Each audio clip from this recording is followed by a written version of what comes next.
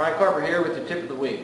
Recently we've been bringing you several crappie videos with the crappie season upon us. One thing I want to talk about that is very important for crappie fishing is your line size.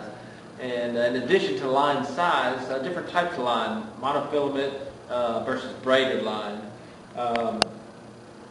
First of all, I like to throw, and a lot of crappie fishermen like to throw anywhere between 4 to 6 pound line. You can go as low as 2, and you can, if you wanted to, you could go as high as 8, although that's not really recommended, but that would give you quite a bit of strength.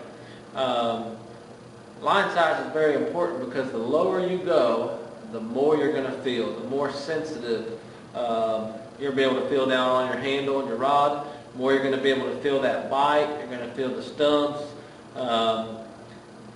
The backdraw to using the lighter line is when you get stuck, it's going to come, it's not going to come out as well. You're going to end up pulling it off and breaking it off and retying.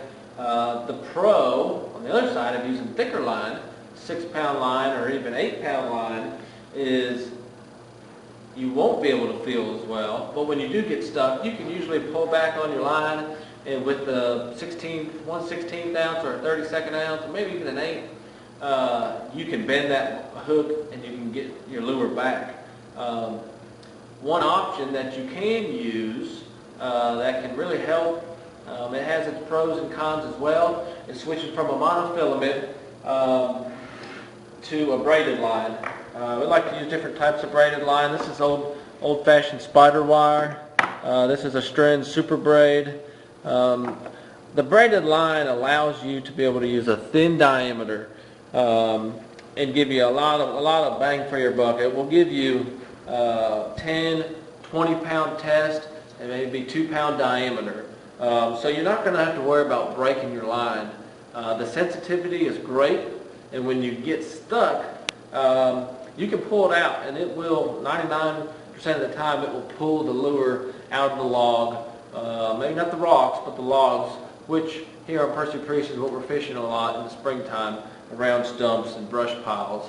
So the only downside to the braided line is if you're fishing on a windy day, or if you're not real familiar with your rod and reel and you're casting a lot and you get a little loop in your line, or you get a wind knot on a windy day, it can be very frustrating to try to get knots out of the braided line.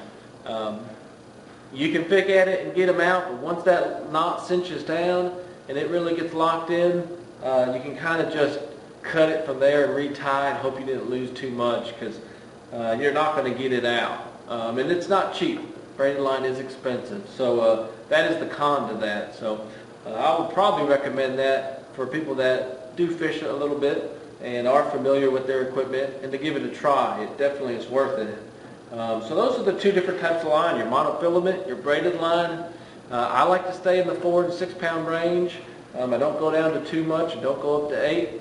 And that works well for me, but try it all. See what works well for you, and good luck. If you have any questions, you can always email us or call us, and we'll answer them the best we can. So that's Brian Carper with your tip of the week.